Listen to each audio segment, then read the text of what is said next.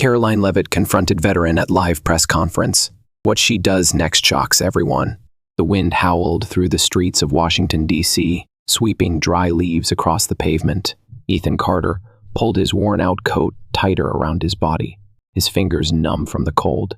He sat on a weathered bench in Lafayette Park, directly across from the White House, staring at the imposing building that held the power to change lives. But for someone like him, a former soldier turned invisible civilian, that power had never reached his hands. 1 year ago, he had commanded a logistics unit in Afghanistan, ensuring troops had the supplies they needed to survive. He had been responsible for lives, making split-second decisions in the chaos of war. Now, no one would even glance at his resume. No industry experience, not a cultural fit. Your skill set doesn't align with our needs. The rejection emails had blurred into a single, endless reminder that his years of service meant nothing in the corporate world. 3 days ago, an eviction notice appeared on his apartment door. His savings had dried up. His phone had gone silent. No job offers, no second chances. He had fought wars overseas, but nothing had prepared him for this silent, grinding battle against a system that had forgotten him. Then, last night, he saw her. Karoline Leavitt stood behind a podium on national television, addressing a crowd of reporters with unwavering confidence. She spoke about job growth, economic reform, and opportunities for Americans. Ethan barely heard the words, just the tone, the carefully rehearsed certainty in her voice. It was the same confidence he had once carried before life had broken him down, and that's when it hit him. If no one would listen to him, he would make them listen. A plan formed in his mind, reckless and desperate. He would go there. He would walk into that press conference, stand in front of the cameras, and say the words that no politician could ignore. I need a job. He knew the risks. Security would be tight. He could be thrown out, maybe even arrested. But for the first time in months, he felt something other than hopelessness. He stood up, his breath forming small clouds in the freezing air. Tomorrow, he would walk into the biggest battle of his life, one without bullets, without enemies in uniform, but one filled with obstacles just as brutal. And he had nothing left to lose. The streets of Washington buzzed with restless energy as Ethan Carter made his way toward the hotel hosting the press conference. He blended into the sea of reporters, cameramen, and political staffers, all moving with purpose. Security officers stood at every entrance, their eyes scanning the crowd for anything or anyone out of place. Ethan tightened his grip on his backpack, feeling the weight of the moment settle on his shoulders. He had no invitation, no press credentials, no official reason to be here. But he had one thing that no one else in this crowd possessed, the desperation to be heard. As he approached the side entrance, a group of reporters from a regional news station shuffled past him, flashing their press badges at the checkpoint. Ethan took a deep breath and adjusted his posture. Confidence, authority, precision. These were things the military had drilled into him. Now, they were his only weapons. He stepped forward, keeping pace with the group, and pretended to check something on his phone. The security guard barely glanced up as the reporters ahead of him moved through. Then, just as Ethan was about to pass, a sharp voice stopped him in his tracks. Press badge? Ethan turned slowly. A tall security officer, his face lined with years of experience, eyed him with suspicion. His heart pounded, but his voice remained steady. I don't have one. The officer crossed his arms. Then you don't belong here. Ethan hesitated for half a second before locking eyes with the man. Are you a veteran? The officer's expression flickered, just slightly. 8 years in the Marine Corps, he muttered, still studying Ethan. Ethan squared his shoulders. Then you understand. I served too. I'm not here to cause trouble. I just need to say something. Not to the press, not to the public, to her. The officer's gaze didn't soften, but he didn't immediately push Ethan away either. What are you trying to pull? Nothing. I don't want a handout, and I'm not looking for publicity. I just need a chance. A long silence stretched between them. Around them, journalists hurried into the conference hall, oblivious to the quiet standoff taking place. Finally, the officer let out a deep sigh and stepped aside. Last row. Stay quiet. Don't make me regret this. Ethan nodded, his chest tightening with gratitude. You won't. He moved forward, slipping into the crowded press room.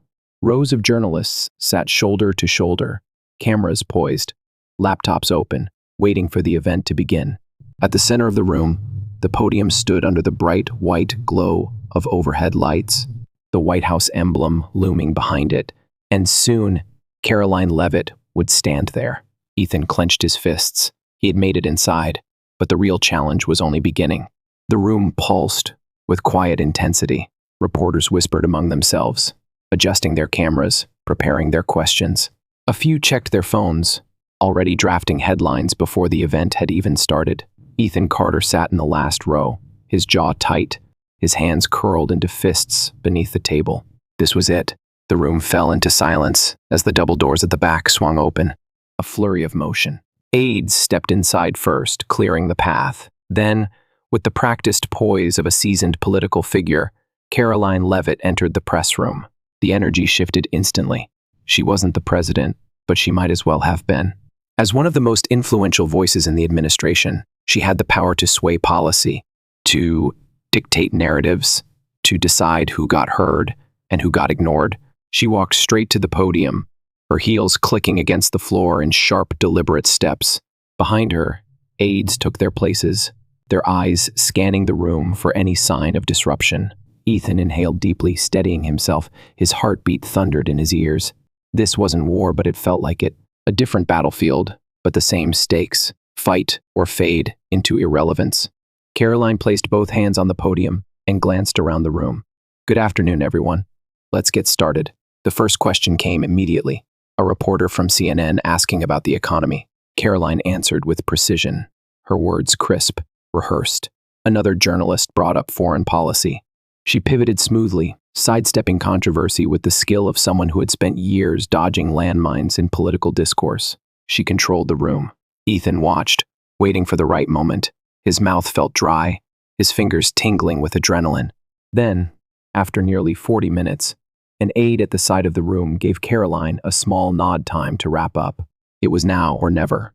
As Karoline glanced down at her notes, preparing to close the event, Ethan pushed back his chair and stood. Miss Leavitt. The room froze. Every head turned toward the back. A ripple of confusion spread across the crowd. Who was this man? He wasn't a journalist. He had no microphone, no camera, no press credentials. Karoline's gaze lifted, sharp as a knife. For a split second, her expression flickered not fear but calculation. She was scanning him, assessing the situation, deciding whether to acknowledge him or have him escorted out. Ethan stepped forward. My name is Ethan Carter, he said, his voice steady, cutting through the silence. I served in Afghanistan for 10 years, and I need a job. A beat of stunned quiet. Then, chaos. Reporters whispered furiously, some already typing on their laptops.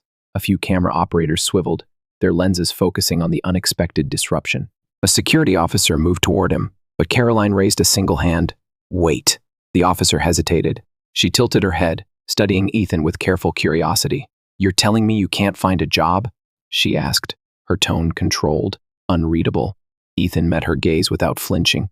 No one will hire me. They see Tehran on my resume and assume I can't adapt. That I'm damaged. That I don't fit in their world.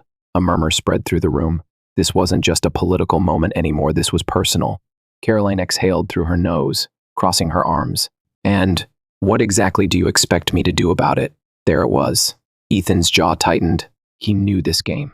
She wanted him to say something easy to dismiss, something she could counter with well-crafted talking points. But he wasn't playing by her rules. I don't want a handout, he said, his voice firm. I don't want charity. I want the same chance any other American gets. Karoline's expression remained unreadable, but the tension in the room had shifted. Reporters were taking notes. Cameras were rolling. The whole country was watching. Do you know what it's like to fight for your country and then come home to find out you have no place in it? Ethan continued, his voice cutting through the heavy silence. Do you know what it's like to give everything, only to be told you're worth nothing? For the first time, Karoline hesitated. A flicker of something uncertainty, thoughtfulness, passed across her face. But before she could respond, another voice rang out. Are you seriously considering this? The room turned toward the source of the interruption, Victoria Hayes, head of human resources for one of the largest private contracting firms in the country. She sat in the front row, her polished suit immaculate, her perfectly styled blonde hair framing a face of cool professionalism. Miss Leavitt, Victoria said, directing her words toward Karoline. If you acknowledge this, you're opening a door you can't close. You're setting a precedent, one that could force companies to take risks they don't want to take, There it was, the real battle. It wasn't just about Ethan. It was about every veteran facing the same silent rejection. Karoline glanced at Victoria, then back at Ethan. The weight of the moment pressed down on her. She could dismiss him. She could give a vague, politically safe answer and move on. But she knew this was bigger than one man. She exhaled slowly, then stepped back from the podium. "Come up here." Gasps rippled through the room. Reporters' fingers flew across keyboards. Ethan froze for half a second before his body reacted. He moved. He walked past the rows of stunned journalists, past the skeptical glances, past the flashing cameras. The stage lights were blinding, but he didn't care. He stepped up beside Karoline, facing the crowd, standing where no one like him had ever stood before. Karoline turned to him, her expression softer now, not condescending, not rehearsed, just real. "Tell me," she said, "if I give you a chance, what will you do with it?" Ethan met her gaze, his voice unwavering. "I'll prove that veterans aren't a liability. We are this country's greatest untapped resource." Karoline nodded once. Then, turning back to the room, she spoke, her voice carrying an authority that could not be ignored. "Then let's start fixing this." The press room exploded. Journalists shouted questions, cameras zoomed in, political analysts already spinning their takes. But Ethan barely heard any of it, because in that moment he knew his fight had just begun. The press room was a storm of voices. Journalists fired off rapid questions, microphones extended, cameras zooming in to capture every expression on Karoline Leavitt's face. But she didn't answer them, not yet. She kept her eyes locked on Ethan Carter. The weight of the moment wasn't lost on her. She had spent years mastering the art of media control, knowing exactly how to turn any situation into a calculated win. But this wasn't planned. A veteran, standing before her in front of the entire nation, demanding more than just words, demanding action. She could feel the tension radiating through the room, reporters waiting for her response, political advisors silently pleading for her to shut this down, and Victoria Hayes, arms folded, eyes sharp with disapproval. Ethan stood firm beside her. He had fought in war zones, but this battlefield was different. It wasn't bullets flying past him, but doubt, scrutiny, the risk of being dismissed in a single sentence. Karoline adjusted the microphone. "You want a chance?" Her voice was measured, steady. "Then let's talk about what that means." Ethan straightened. "I want the same opportunity as anyone else. No shortcuts, no favors, just a fair shot." A murmur swept through the crowd. Some reporters exchanged skeptical glances. Others typed furiously, already crafting their next headlines. Karoline tapped her fingers lightly against the podium. "Fair shot? You think this country hasn't given veterans opportunities?" Ethan didn't flinch. "Opportunities on paper, maybe. But the reality? We apply for jobs and get rejected before anyone even looks at us. Companies assume we can't adapt, that we're damaged, that we're a liability instead of an asset." Karoline tilted her head slightly. "So you're saying the private sector is failing veterans?" Ethan exhaled sharply. "I'm saying the entire system is failing us." The room went silent. That was a line no politician wanted to hear. It wasn't just an accusation, it was a challenge, a call to action that couldn't be ignored. Karoline folded her arms, her gaze unreadable. "If that's the case, then let's fix it." The room erupted. Reporters spoke over each other, desperate for clarification. Ethan turned toward her, his jaw tightening. "Fix it how?" She lifted a hand, silencing the chaos. "Starting Monday, you'll have a position at the Department of Veterans Affairs. You want to prove veterans are an asset?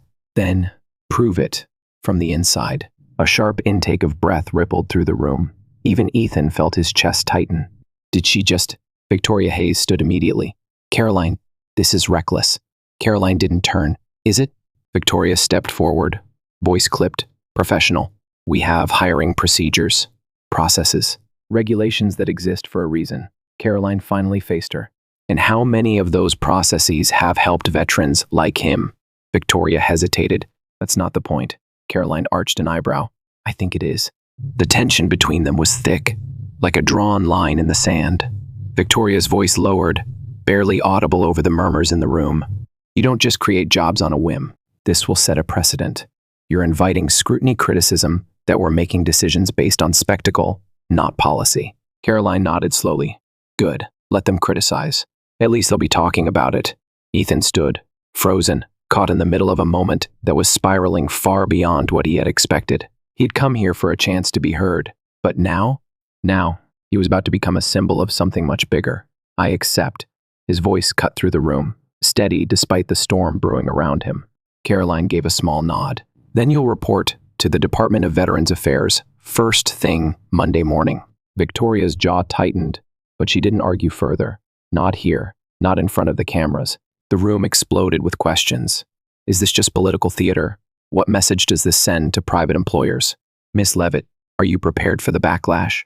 Karoline turned back to the reporters. We honor veterans when they're in uniform. We thank them for their service, wave our flags, post tributes on social media. But the moment they come home, the moment they need us, where are we? The room fell into silence again. She continued, her voice firm. We say we support them, but support isn't words. It's action. And this is action. She glanced at Ethan. It starts here, with him. The camera zoomed in, capturing every flicker of emotion on Ethan's face. He could see the headlines already forming, the political analysts dissecting every word. This isn't just about me, he said, his voice lower, rougher. It's about every veteran who's been told they don't belong. If this system can't see our value, then we'll make them see it. A slow, heavy pause settled over the room. Karoline turned back to the press. I suggest you all start paying attention. Then, without another word, she stepped away from the podium. Ethan exhaled sharply as the moment sank in. His world had changed in the span of minutes. He wasn't just another veteran struggling to survive. Now, he was the face of a fight that had just begun. The fallout begins. By the time Ethan left the press room, the headlines had already gone live. Leavitt shocks press room with unprecedented job offer to veteran a political gamble or a bold step forward. Veterans speak out. Is this the change we need? Social media was ablaze. Some hailed Karoline's decision as a turning point for veterans' rights. Others called it reckless and emotional response, not a practical solution. Within hours, news networks were running panels, experts debating whether this move would inspire real change or collapse under bureaucratic red tape. Inside the White House, Karoline sat in her office, watching the coverage unfold. A quiet knock at the door made her glance up. Her aide stepped in. Calls are flooding in. Some from veterans, some from hiring firms, but a lot from government officials who aren't happy. Karoline leaned back in her chair, exhaling. Good. Let them be uncomfortable. Meanwhile, across the city, Ethan sat in his apartment, staring at his phone. Dozens of messages, emails, and calls had come in, some from old military friends, some from strangers who had seen him on TV. One message stood out. It was from Michelle Turner, a former Marine he had never met. What you did today mattered. For all of us. Ethan swallowed hard, feeling the weight of it all settle onto his shoulders. He had walked into that press room looking for a job. Instead, he had stepped into a war he never saw coming. And come Monday, the real battle would begin. The morning air in Washington, D.C. was sharp and cold, carrying the weight of a city already awake with tension. Ethan Carter stood in front of the towering Department of Veterans Affairs building, staring up at the massive structure that now held his future. 1 week ago, he was invisible. Now, he was a headline. Cameras had followed him since the moment Karoline Leavitt had made her unprecedented decision. Some saw it as a moment of hope, a government official finally taking decisive action for veterans. Others saw it as political theater, a reckless move that would backfire the moment reality set in. Ethan didn't care what they thought. He was here, and he was about to walk into the most bureaucratic battlefield he had ever faced. Walking into the war zone, as soon as Ethan stepped inside, he felt the weight of 1,000 eyes on him. The reception area was like every other government office, bright, fluorescent lights, rows of cubicles, stacks of folders piled high on desks. Phones rang, papers shuffled, but underneath the routine, there was unease. A few employees whispered as he passed. Others just stared, their expressions unreadable. Some looked curious, some looked annoyed, and some looked like they were already waiting for him to fail. Ethan exhaled and walked straight toward the front desk. A middle-aged woman with reading glasses perched on the edge of her nose glanced up. You're Ethan Carter, right? Her tone was neutral, but there was a flicker of interest in her eyes. Yeah.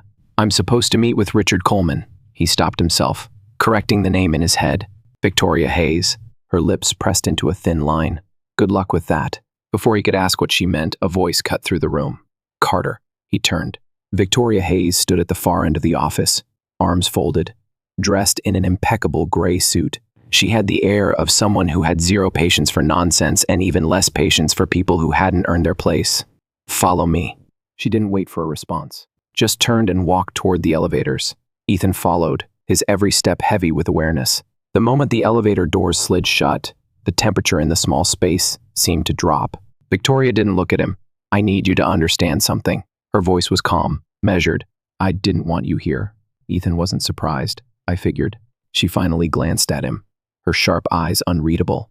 Karoline made a bold move, but bold doesn't mean practical. This department doesn't run on sound bites. It runs on policies, procedures, and years of red tape that don't disappear because someone decided to make a statement on live television. Ethan met her gaze without flinching. "So what's your plan? Make this job impossible for me?" Victoria's lips twitched, not quite a smirk. "I don't have to. You'll figure it out soon enough." The elevator dinged. The doors slid open. They stepped into a sprawling office space, rows of desks, government-issued computers, overworked employees who barely looked up as they walked past. Victoria led him toward a small, cramped desk in the corner. A towering stack of files was already waiting for him. "This is your first assignment," she said. Ethan raised an eyebrow. "And what exactly am I supposed to do with this?" Victoria leaned in slightly. "These are veteran claims that have been delayed for years. Some have been lost in the system. Some have been denied with little explanation. Others, no one even remembers why they haven't been processed." Ethan felt his stomach tighten. He picked up the first file. Michael Turner, Vietnam veteran, requesting disability benefits for injuries sustained in combat. Case pending for 12 years. Ethan clenched his jaw. 12 years. His fingers flipped through the next one. Hannah Lawson, served in Iraq. PTSD claim denied due to insufficient documentation. Pending for 5 years. He looked back up at Victoria. She shrugged. "You wanted to prove veterans aren't being treated fairly?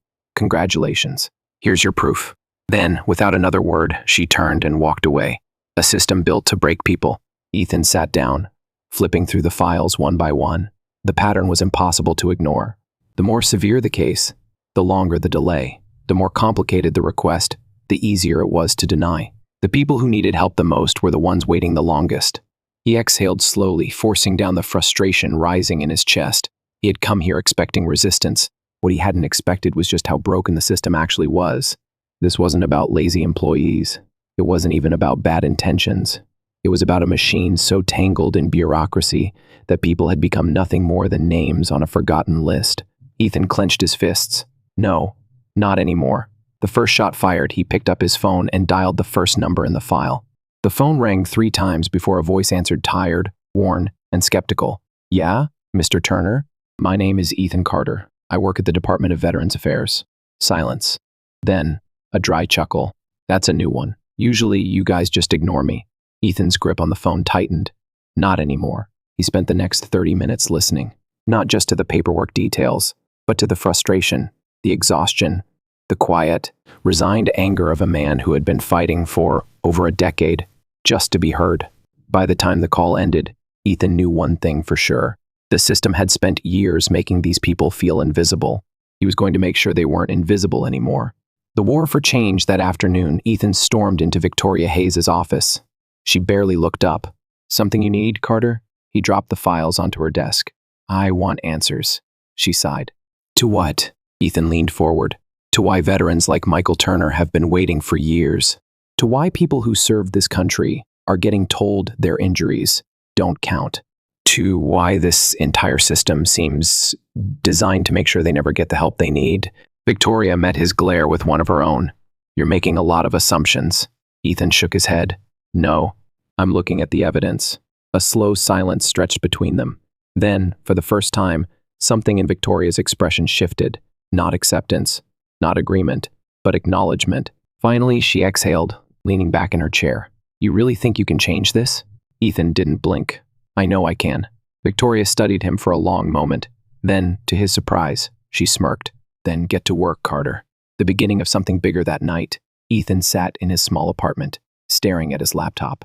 Emails flooded his inbox, messages from veterans, from advocacy groups, from people who had watched him that day in the press room. One stood out.